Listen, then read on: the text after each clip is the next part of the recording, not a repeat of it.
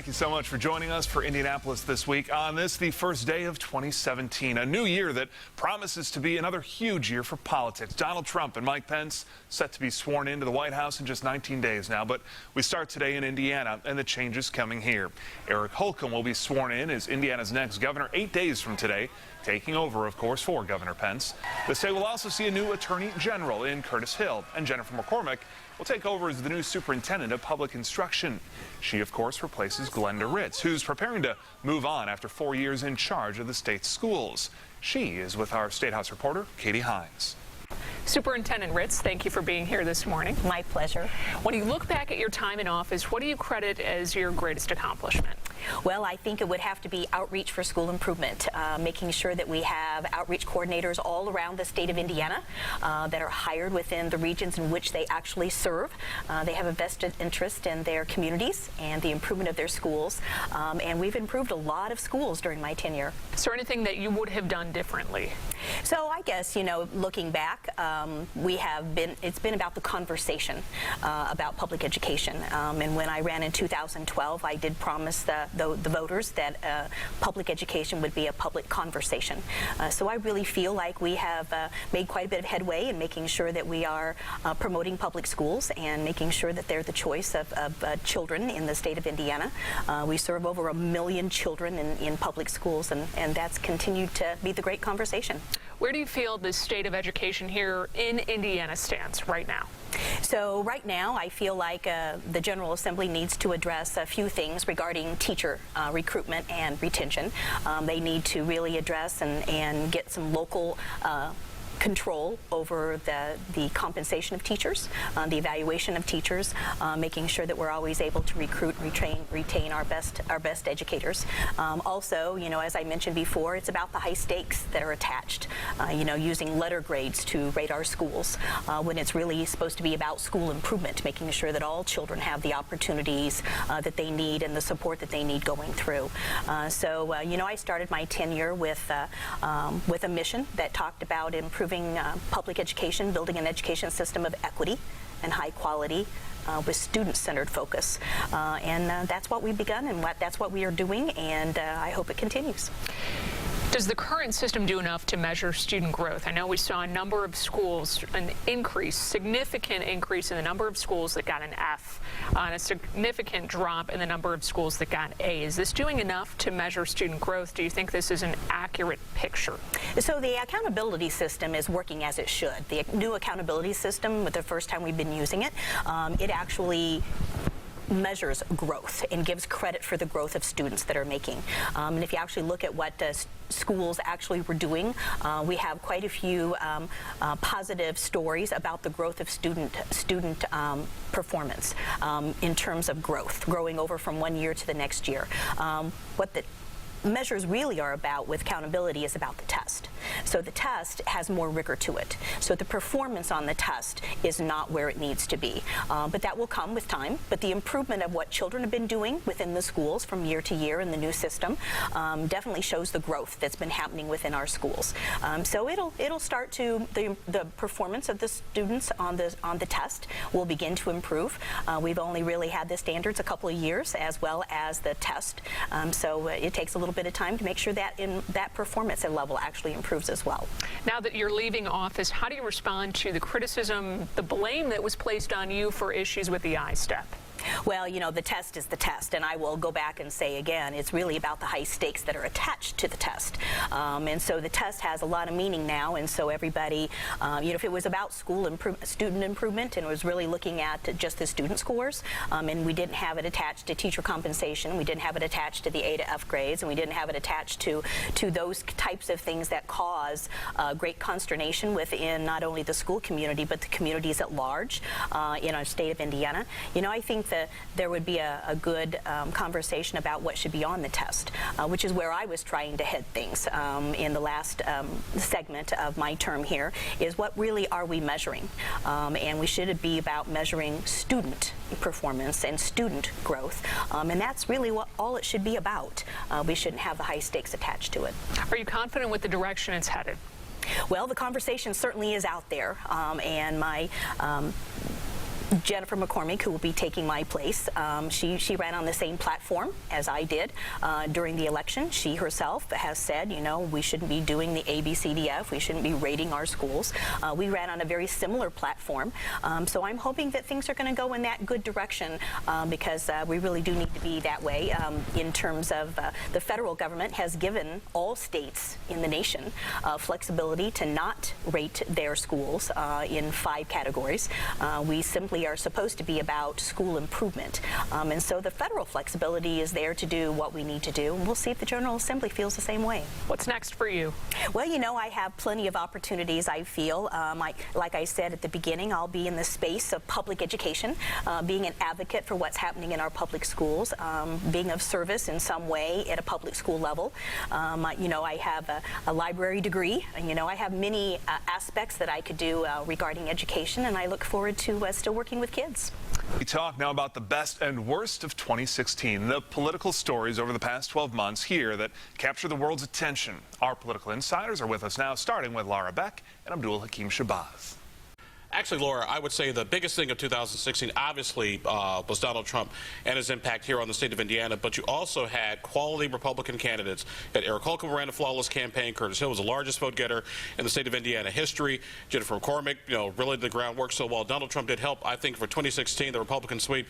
You got to give credit to those quality candidates, and why are you looking at me like that? You're just starting, because you know exactly what I'm going to say. You know exactly what I'm going to say. I think 2016 arguably was the year of Trump. There's no doubt about that. And I think in state after state after state, and in race after race after race, he is that tsunami that he was at the head of, is what swept many of these candidates into office. You have to give credit to the candidates and the campaigns that they ran, and while Democrats too, because flawless campaigns. I will give John Gregg credit where credit was due, but Evan Bayh ran a horrible campaign. Matter of fact, the Washington Post went so far as to say that after Hillary Clinton, because you emailed that around. Yes, I did.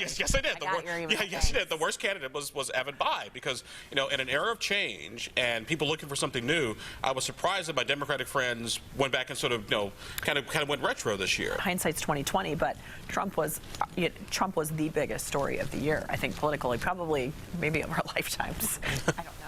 Happy New Year to you both. Pete's seat, Adam Kirsch here as well, joining us now. Let's talk about 2016, the year that was for the Republicans, Pete. How will Republicans look back on this past year? Well, it turned out to be a pretty good year.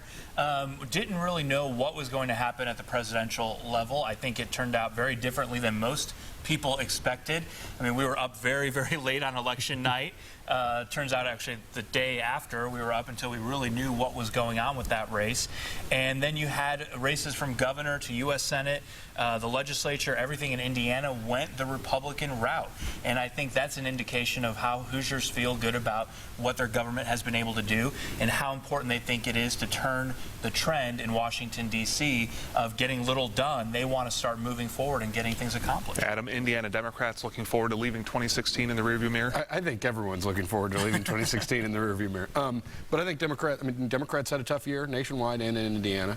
There were some bright spots. The Democrats picked up a couple seats in the Indiana House. But quite frankly, as good as those are, I think it was a disappointing year, and we look forward to moving on and being the loyal opposition. We'll look ahead to 2017 with you both a little bit later in the show, but looking back, especially in July, you had Donald Trump here, you had Mike Pence, you had every GOP potential contender for the VP slot coming to Indianapolis. Will there ever be a year like 2016, especially for Republicans, Pete? Well, I hope so, because it was a lot of fun. I mean, we were the I'm glad you had fun, because we were exhausted here in the newsroom. It's your job. You got to do it. I mean, we were the center of the political universe. Even go back to May during the primary. You know, people didn't think that our primary would matter. It did. All the candidates were coming here, and it just went right into July and then right through the election. And then afterwards, then you had Trump and Pence come here with the carrier announcement. It's been nonstop. On 2016, was this the end of Evan Bayh's political career here in Indiana, or might he still have one race left in him somewhere down the road? I think that's probably the end for Senator Bayh. He, you know, sort of came out of nowhere at the last minute to run this race, and it was his first defeat in his electoral career, and that's a bad way to go out. Would Barron Hill have done better than Evan Bayh? I don't know if Barron Hill would have done better or worse. I think we would have seen less national money come in. It would have been less of a national referendum on Democrats versus Republicans. Republicans. Hillary Clinton, Donald Trump would have been less of a play in the Senate race, and we may have seen a different outcome. Laura and Abdul had talked about the best and worst political years in 2016. Let's talk about the biggest roller coaster ride in 2016. Was it Mike Pence? Was it Eric Holcomb? I mean, what a year the governor-elect had. Well, I think it's even for both of them. I mean, to go from a gubernatorial race that was admittedly tight between John Gregg and Mike Pence, and now he's Vice President-elect Mike Pence. In a few days will be Vice President himself. And then Eric Holcomb to go from a U.S. Senate race to Lieutenant Governor to Governor in the span of, 4 to 6 months is truly remarkable and unprecedented. That's something I don't think we'll ever see again. A 100-day gubernatorial campaign is a memory for me, having been a part of it of a lifetime. Once again, we're fine not seeing that again because it was exhausting. There's a number of things where. What do Democrats in the state of Indiana have to kind of hang their hat on looking back? I think, for better or for worse, I think Senator Bayh and John Gregg were both very good candidates. I think there is now an opportunity for Democrats to nurture their young talent. We've got young mayors around the state. We've got young legislators. And I think it's time for Democrats like them to step up. And for Republicans, Pete, 2016, what will be the most memorable thing of this past year? Well, for me personally, it's Eric Holcomb winning the governor's race. I mean, I had a Cubs World Series win and Eric Holcomb winning the governor's race in the same week. Can't beat that. Quickly, Trey Hollingsworth, player going forward in the state of Indiana? No. Pete? I think he will be. He's a young gun. People will look to him going forward. Not surprised that you both answered the way that you did on that. Adam, Pete, stick on to look ahead to this new year and what we can expect from the State House and, of course, from the White House. Let's start again with Laura and Abdul. The thing I'll be watching the most in 2017 is going to be how far do Trump and Pence go? And I think what we'll start to see is the pendulum beginning to shift back toward those midterm elections. I think the congressional Democrats are going to find their footing, and I think they're going to make some, I think there will be some very interesting things that will happen with the cabinet appointees. And so I think we're going to see the beginning of that change moving back toward a little bit more in the middle and not the Republicans. I think though Trump and Pence can mitigate that change if they do the right thing, particularly when it comes to the overburdensome regulations, whether it's the overtime rule, the Affordable Care Act, and whether people can be full-time or part-time. Clean air, clean water. Nobody's going to get rid of nobody's going to get rid of clean air, clean water. But newsflash, farm dust is not a pollutant. It's called farm dust. And when the regulatory scheme gets so repressive, businesses that are afraid to hire and afraid to put people to work, I think that's going to be their challenge. If they can stick with that and some of the easy, low-hanging fruit their first year, I think they'll be fine before they go after the more substantive stuff. You have to give Abdul a hard out because he will continue to filibuster through the rest of the show. All right, let's look ahead now into 2017, and let's start with the White House and Donald Trump and Mike Pence, an unpredictable candidate, to say the least, an unpredictable president-elect. So let's predict what might happen here in the next few weeks and months, especially ahead. Adam, let's start with you. What have you seen so far in the past few weeks since Election Day? What do you think will kind of unfold? You might say unravel over the next few months. I think you hit it on the head. I think Donald Trump is incredibly unpredictable. We've tried to predict him for a year and a half, 2 years now, and we've consistently been wrong. How he governs is interesting. I think the Washington Post hit it on the head a couple weeks after Election Day when they said all of the traditional rules of politics don't apply. There's a new rule book. Donald Trump's going to write it, and we have to figure out as citizens, as news coverage, as political acts, how it means. Pete, your prediction? Who are you calling a political hack? Yeah, I think this topic is a little bit of a fool's errand, but we love those here on television. What's been interesting to me is that the cabinet picks have been much more conventional than I would have expected. Like bringing back someone like Elaine Chao, who was previously Secretary of Labor, to be Secretary of Transportation, at the CIA, at other places. I mean, he's really getting more conventional people who have experience in these different realms. You probably would have thought you'd see Rudy Giuliani and John Bolton and some of these other folks. Chris Christie, and you're not seeing them in there. And I think that's a real sign of the influence that Mike Pence is having in this process and when they choose their personnel and their cabinet picks. I love when Pete just segues perfectly into what we're going to talk about, and that is Mike Pence himself. What do you think his role will be going forward? What do you think it has been to this point since Election Day, Pete? Well, I think he's going to not just be a sidekick, but be a very close advisor to the president. And, you know, a lot of people are comparing him to the power that Dick Cheney had supposedly in the Bush 43 administration. But I think he's going to be an influential voice, especially on Capitol Hill. He's got solid relationships. You've got a Republican majority in the Senate and in the House. Mike Pence is going to have to be that liaison when there's resistance from Republicans for some of their agenda items. And I think he also has a lot of solid experience as an executive, as a legislator, that he can bring to the table and help move these things forward. Adam, from the Democratic side of things, based on that unpredictability of Donald Trump going forward, are Democrats here in Indiana thankful to have Mike Pence in that vice presidential role? I don't think so. I think Democrats in Indiana opposed Mike Pence. I think we continue to oppose Mike Pence. I think Pence and Trump is the political odd couple of the next 4 years. They are very different individuals, and how they hold together and govern will be interesting. I think Pete also hit it on the head that I think Pence will be a strong, active vice president. I think that follows. I think Vice President Biden was. I think Vice President Cheney was. I think we're seeing the role change into partner. One of the things I talked to Pete about in the break was I think you may see almost a Donald Trump as monarch, Mike Pence as prime minister, and do a lot of the work with Congress, do a lot of the day-to-day governing, and Trump can do the big picture rally stuff, which he seems to like. Back here at home, of course, Eric Holcomb now moving into the governor's residence going forward. Pete, you played a big role with that campaign, so you are the perfect person to talk about this. What can we expect from Governor-elect Eric Holcomb in 2017?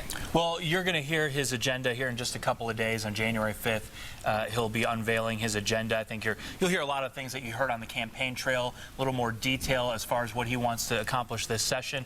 You know, one of the things he's been talking about a lot is a 20-year infrastructure plan. You know, not just these short-term fixes that we've been doing, but something that's really long-term, really sustainable, really data-driven.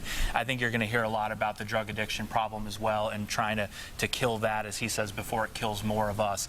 I think you're going to see that, and obviously focus on fiscal responsibility. I mean, we've got to have an honestly balanced budget moving forward.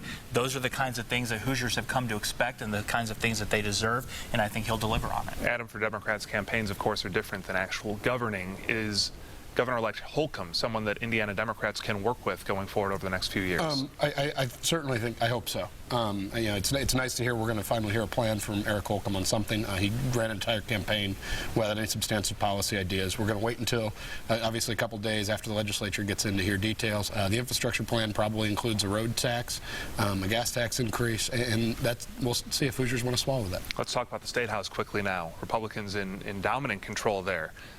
Predictions going forward, Pete?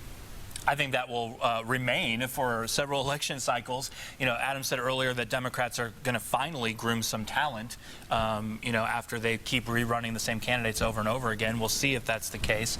But, you know, this legislature, we keep having Republican supermajorities because Hoosiers are happy with what's happening. They see this state on the right track, moving in the right direction, and they're going to continue to keep Republicans in charge. We keep having Republican supermajorities because Republicans drew maps to do Republican supermajorities. Politicians shouldn't pick their voters the way the Republicans want to. Let's talk about big issues here in Indiana. We, of course, had RFRA and so much else going on in 2016. Do we have a big issue around the corner here in the new year?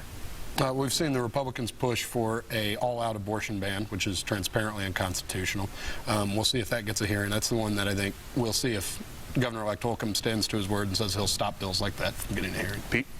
I mean, I think that infrastructure and public health are going to drive this session. The Speaker has said it. The Senate President Pro Tem has said it.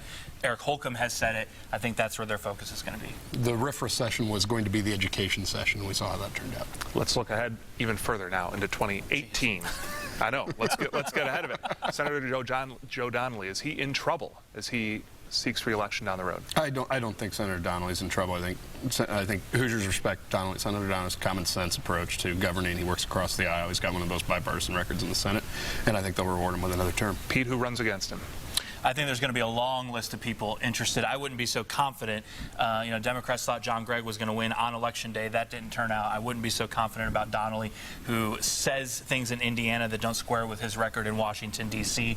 Messer has already indicated interest in that. I think there might be a couple others out there as well. Quickly, 30 seconds left. The biggest Democratic power players in the state of Indiana going forward right now, Adam? I think most of the power is concentrated in mayors. Mayor Buttigieg in South Bend, Mayor McDermott in Hammond, obviously Mayor Hug dog set here in Indianapolis. And that's where I think we will look to go, as well as some of the legislators. How long of a nap are you taking as we start off 2017 after the year that we had? I'll talk to you in a couple days. Yeah, good to see you. Adam, Pete, thank you so much for being here. Thank you for being here all year with us. A wild ride.